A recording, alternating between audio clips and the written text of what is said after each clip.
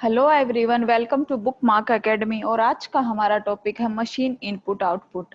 ये हमारा machine input output की पहली क्लास है और ये टॉपिक बहुत ही ज़्यादा इम्पोर्टेंट है क्योंकि मेंस में इसके पक्का से पक्का 5 नंबर के क्वेश्चंस आते हैं। लेकिन जो है प्री लेवल में इसके क्वेश्चन नहीं आते हैं, लेकिन बाय चांस हो सकता है कि आ जाएं। तो हमारा ये टॉपिक जो है कवर करना बहुत ज़्यादा ज़रूरी है। तो देखते हैं कि इस टॉपिक पर किस किस टाइप के क्वेश्चन होते हैं, क्या इनपुट दी होती है, क्या हमारा आउटपुट होता है और कैसे हम उस आउटपुट को फाइंड आउट करते हैं। तो इसमें क्या होता है कि अगर हमको आउटपुट को फाइंड आउट करना है तो हमें सबसे पहले जो भी हमें इनपुट गिवन होता है उसका फाइनल स्टेप, जो भी फाइनल स्टेप क्वेश्चन में गिवन होता है उसको देखना है। और उसको देखने से हमें अंदाजा लग जाता है कि इस क्वेश्चन में हमारा क्या लॉजिक लगा हुआ है। पहले लॉजिक डिस्कस करते हैं कि किस किस टाइप के लॉजिक इसमें लगते हैं। हो सकता है कि जो नंबर्स हैं, फर्स्ट जो नंबर्स हैं, जैसा कि इस क्वेश्चन में है 15, 86, 27, 43, ये या तो इंक्रीजिंग ऑर्डर में होंगे या फिर डिक्रीजिंग ऑर्डर में होंगे। दूसरा होते हैं हमारे वर्ड्स।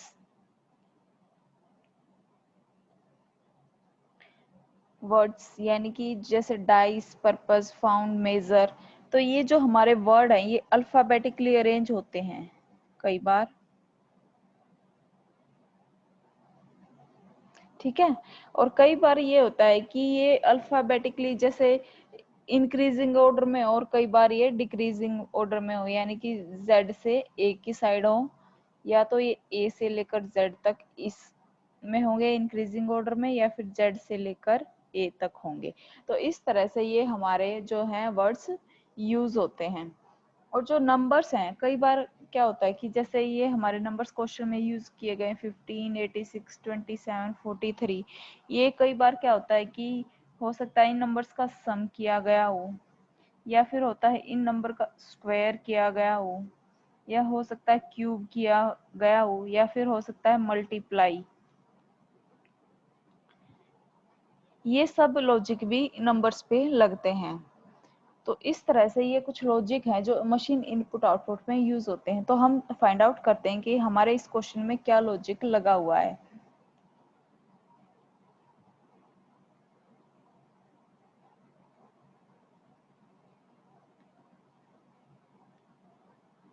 तो हम देखते हैं जो हमारा इनपुट गिवन है। इनपुट क्या है कि पर्पस फाउंड 15, मेजर 86, 27, डाइस 43। अब हम स्टेप नंबर 1 में देखते हैं कि हमारा कौन से नंबर को या वर्ड को अरेंज किया गया है। और फाइनल स्टेप यानी कि स्टेप नंबर 6 को देखने से हमें पता चलता है कि कैसे अरेंज किया गया है। पहले वर्ड, फिर number, word number, word number, word और नंबर। और नंबर भी कैसे अरेंज किए गए हैं, डिक्रीजिंग ऑर्डर में, यानी कि सबसे पहले सबसे बड़ा, फिर उससे छोटा, फिर उससे छोटा और फिर लास्ट में सबसे छोटा। और जो वर्ड्स हैं उनको अल्फाबेटिकली अरेंज किया गया है, जैसे कि A B C D E F G H. इस तरह से अल्फाबेटिकली जो सीरीज होती है हमारी, उस सीरीज में इसको अरेंज किया गया है। तो देखते हैं कि पहले किस वर्ड को उठाया गया है और किसको नहीं उठाया गया। स्टेप 1 में क्या किया गया है, डाइस को उठाया गया, बाकी सब सेम है, जैसे पर्पस, फाउंड, 15, मेजर, 86, 27 और 43, बाकी सब सेम है, सिर्फ डाइस को पीछे से उठाकर हम आगे कर दिया गया है। नेक्स्ट स्टेप में फिर क्या किया गया, डाइस तो पहले आ चुका था, फिर उठाया नंबर्स को, यानी कि सबसे बड़ा जो नंबर है उसको, बाकी सारा सब सेम है। थर्ड में फाउंड को उठाया गया, बाकी सब हमारा सेम है। तो इस तरह से इसको अरेंज किया गया है। तो इसको अरेंज करने का एक तरीका या तो ये है कि वर्ड को लिख लो, बाकी सब सेम रहेगा, या फिर जो वर्ड जो इनपुट गिवन है उसी पे लिख लो कि सबसे पहले किसको उठाया जाएगा। जैसे सबसे पहले डाइस को उठाया गया था, तो डाइस को हम मार्क करेंगे,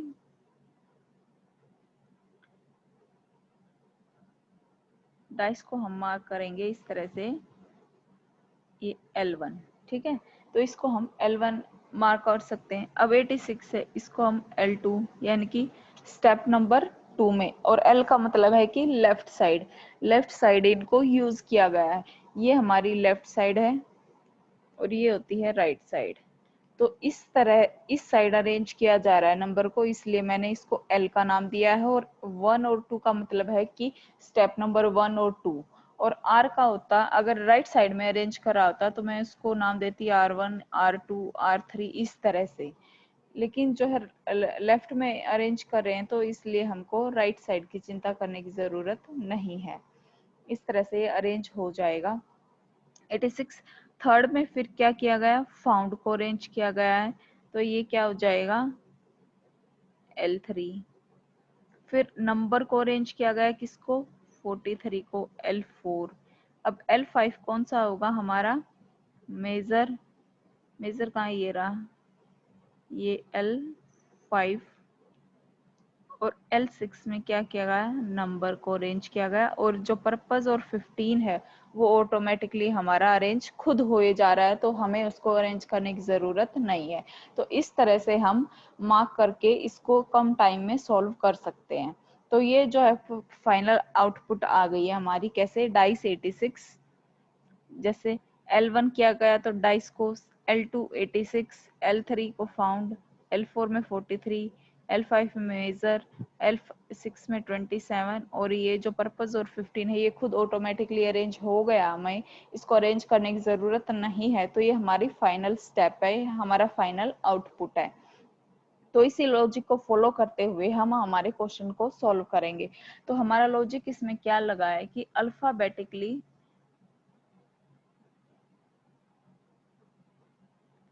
पहले वर्ड्स को अरेंज किया गया है और फिर नंबर्स को अरेंज किया गया है, यानी कि एक वर्ड और एक नंबर को अरेंज किया गया है। नंबर्स को कैसे, डिक्रीजिंग ऑर्डर में अरेंज किया गया है।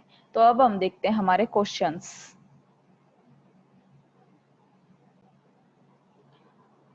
लॉजिक, जो हमारा लॉजिक हमने फाइंड आउट किया था उसके बेस पे हम अब देखते हैं हमारा फर्स्ट क्वेश्चन। फर्स्ट क्वेश्चन क्या है, हमको इनपुट गिवन है, क्या है इनपुट, स्टाइल जेंट 4, 18, बिलीव 89, 21, 56। ये हमारी इनपुट है। Which of the following will be the step second. अब इसने हमसे क्या पूछा, स्टेप सेकेंड पूछा है, ठीक है। तो हम इसमें क्या करेंगे, L1 L2 करके मार्क कर लेंगे कि इनपुट गिवन है और क्या हमारा अब इसमें लॉजिक फॉलो होगा। हमारा लॉजिक क्या था, पहले हम वर्ड को अरेंज कर रहे थे और उसके बाद नंबर को। वर्ड को कैसे, अल्फाबेटिकल ऑर्डर में, और नंबर को डिसेंडिंग ऑर्डर में हम नंबर को अरेंज कर रहे थे। तो फर्स्ट ऑफ ऑल देखेंगे कि हमारा सबसे पहले वर्ड कौन सा आएगा। अल्फाबेटिकली अरेंज कर रहे थे तो ये बिलीव जो है ये हमारा L1 हो जाएगा, फर्स्ट स्टेप में ये आएगा। फिर L2 में हम क्या कर रहे थे, नंबर को अरेंज कर रहे थे। कौन सा नंबर, सबसे बड़ा नंबर क्या है, 81। तो ये L2 हो जाएगा, बाकी सब सेम आएगा। तो हमारा जो फाइनल आउटपुट है वो क्या बनेगा, बिलीव 89, स्टाइल 4, 18, 21 एंड 56। तो ये हमारा स्टेप जो है सेकंड है। तो ये जिसमें भी होगा वो हमारा आंसर हो जाएगा। तो ऑप्शन नंबर सी जो है वो हमारा आंसर है। तो इस तरह से मार्क करने से क्या होता है कि हमारा टाइम भी बच जाता है और हमें पूरा जो इनपुट होता है या पूरा जो स्टेप होता है उसको लिखने की जरूरत नहीं पड़ती। अब हम देखते हैं second question. Question number second, हमको क्या है, इनपुट गिवन है और हमसे क्या पूछा गया है कि इस इनपुट का स्टेप नंबर 4 क्या होगा। तो अगर हम इसको स्टेप बाय स्टेप लिखते हैं तो एग्जाम में हमारे पास इतना टाइम नहीं होता कि हम पूरे के पूरे स्टेप लिख सकें। तो इसलिए करते हैं, देखते हैं, इसको मार्क करते हैं। तो अल्फाबेटिकली हमारे जो है वर्ड्स जो है अल्फाबेटिकली थे और जो नंबर्स हैं वो डिसेंडिंग ऑर्डर में थे। तो ये हमारा ऑल क्या है, ये L1 हो जाएगा। ये 67 हमारा L2 हो जाएगा। फिर जो है ब्रिंग जो है ऑटोमेटिकली अरेंज है हमारा, तो हम क्या करेंगे, फिर नंबर को अरेंज करेंगे स्टेप नंबर 3 में। तो हमारा जो इनपुट L3 हो गया। अब L4 में हम क्या करेंगे, वर्ड को अरेंज करेंगे। ये L3 डैश, इसको हम नाम देते हैं। ये अरेंज हो चुके हैं। अब हमें स्टेप नंबर 4 पूछा गया है कि स्टेप नंबर 4 क्या होगा। तो हम क्या करेंगे, फिर मेट को अरेंज करेंगे L4 में। तो हमारा जो स्टेप है वो क्या होगा, ऑल 67 ब्रिंग 57 मेट 23 रेफर 43। तो इस तरह से ये हमारा जो भी स्टेप नंबर 4 आया, ये आया हमारा स्टेप नंबर 4। तो ऑप्शन जो भी है इस ऐसा ऑप्शन होगा वही हमारा आंसर होगा। तो option number C, all 67 bring 57 made 23 और रेफर 43। तो ऑप्शन नंबर जो सी है वो हमारा इस क्वेश्चन का आंसर हो जाएगा। अब देखते हैं क्वेश्चन नंबर 3। क्वेश्चन नंबर 3 देखते हैं हमारा। इसमें क्या है कि हमको इनपुट गिवन है और हमसे क्या पूछा है, which of the following will be the last, कि इसमें जो हमारे जो टोटल स्टेप हैं वो हमारे कितने स्टेप होंगे, 5 6 7 8 या कितने भी स्टेप इस क्वेश्चन में हमारे बनेंगे। तो हमारा जो लॉजिक है जो हमने फाइंड आउट किया था उसमें क्या था, पहले वर्ड को अरेंज किया गया था अल्फाबेटिकली और नंबर को डिसेंडिंग ऑर्डर में। तो हम हमारा यही लॉजिक इसमें फॉलो करेंगे। तो फॉलो करते हैं, लिखते हैं L1 L2। जो फर्स्ट है हमने किसको अरेंज किया था, वर्ड को। तो जो कैरी है वो है हमारा अकॉर्डिंग टू अल्फाबेटिकल। ठीक है, तो ये हो जाएगा L1 हो गया स्टेप नंबर 1। स्टेप नंबर 2 में जो सबसे बड़ा नंबर है उसको अरेंज करना है, तो ये हो गया L2। दूसरे नंबर पे फिर से क्या करना है, हमको वर्ड को अरेंज करना है। तो ऑन आएगा L3 पर, लेकिन ये ऑटोमेटिकली अरेंज है तो इसको हम ऐसे ही रखेंगे। फिर हम क्या करेंगे, L3 में क्या करेंगे, नंबर को अरेंज करेंगे। तो हम इसको L3 डैश लिख देते हैं। ठीक है, तो ये हमारे हो गए 3 स्टेप। अब हम चलते हैं L4 में। नंबर को अरेंज कर चुके हैं तो हम अब किसको अरेंज करेंगे, वर्ड को। तो ये हो गया हमारा L4 हो गया। अब L4 हो गया तो L5 में हम क्या करेंगे, जो वर्ड है उसको अरेंज करेंगे। वर्ड क्या है, 36। ऑटोमेटिकली हमारा क्या है, अरेंज है, हमें इसको अरेंज करने की जरूरत नहीं है L5 में। तो हम इसको क्या करेंगे, फिर ये तो ऑटोमेटिकली आ गया तो हम क्या करेंगे, वर्ड को अरेंज करेंगे। तो ये आ जाएगा वॉच L5 डैश। और जो 28 है फिर वो भी ऑटोमेटिकली अरेंज हो जाएगा। तो हमारा जो फाइनल आउटपुट है वो क्या बनेगा, देखते हैं। कैरी 59 ऑन 58 पेज 36, जो कि ऑटोमेटिकली अरेंज था, हमें इसको अरेंज करने की जरूरत नहीं पड़ी। तो हम यहाँ पर स्टेप 5 में करेंगे वॉच को अरेंज। और जब वॉच अरेंज हो चुका है, सॉरी पे यहाँ पर आएगा पेज, वॉच नहीं पेज, सॉरी वॉच तो पेज को तो हम लिख चुके हैं। तो ये क्या आएगा, 36 के बाद कहाँ पहुंच गए थे हम, L5 पर। L5 डैश वॉच और ये 28। तो इस तरह से ये हमारा स्टेप बनेगा। तो इसमें हमारे क्या होंगे, 5 स्टेप ही बन रहे हैं। तो हमारे जो लास्ट स्टेप है यानी कि जो फाइनल स्टेप है वो हमारा क्या बनेगा, स्टेप नंबर 5। अब देखते हैं क्वेश्चन नंबर 4। क्वेश्चन नंबर 4 देखते हैं हमारा। स्टेप नंबर 3 इसमें क्या है, ऑफ एन इनपुट का हमको गिवन है। और वो स्टेप क्या है, ये वाला हमारा वो स्टेप है। स्टेप नंबर 3 का मतलब ये है कि इसमें जो 3 वर्ड हैं बिगनिंग के वो अरेंज हो चुके हैं, यानी कि फ्लाइट तक अरेंज हो चुका है। उसके बाद का स्टेप हमको अरेंज करना है।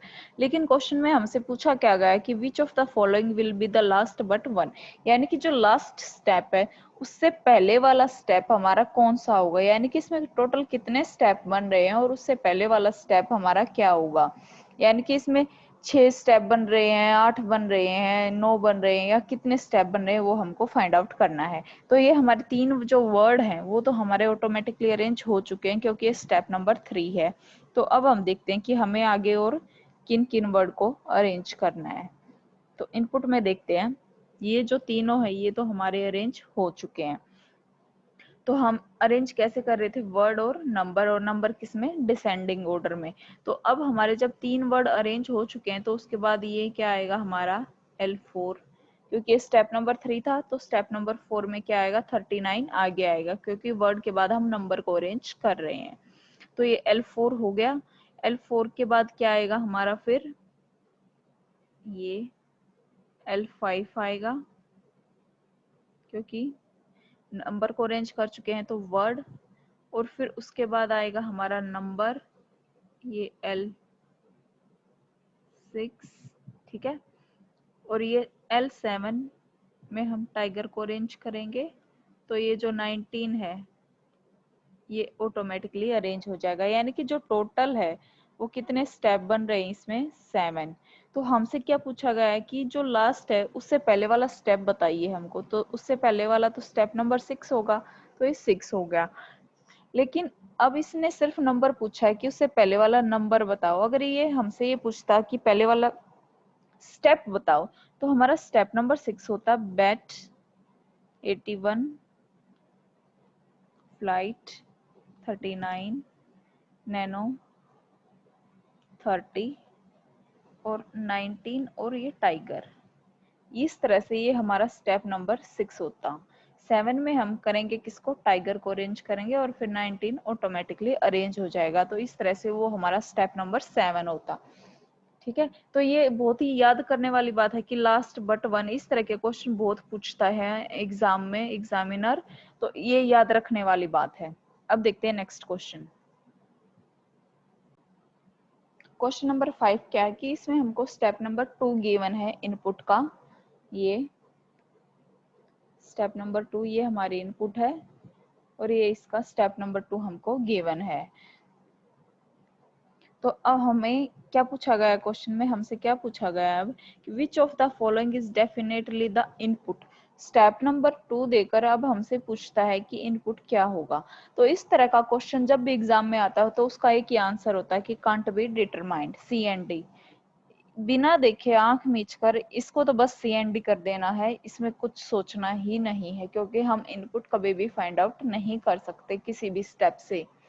तो इसका तो आंसर यही होगा। तो आज के सेशन का हम यहीं पर एंड करते हैं। होप कि आपको मेरी वीडियो पसंद आई होगी, और अगर आपको मेरी वीडियो पसंद आई है तो इसको ज़्यादा से ज़्यादा शेयर कीजिए, लाइक कीजिए, कमेंट कीजिए, और मेरे चैनल को सब्सक्राइब कीजिए। Thank you so much.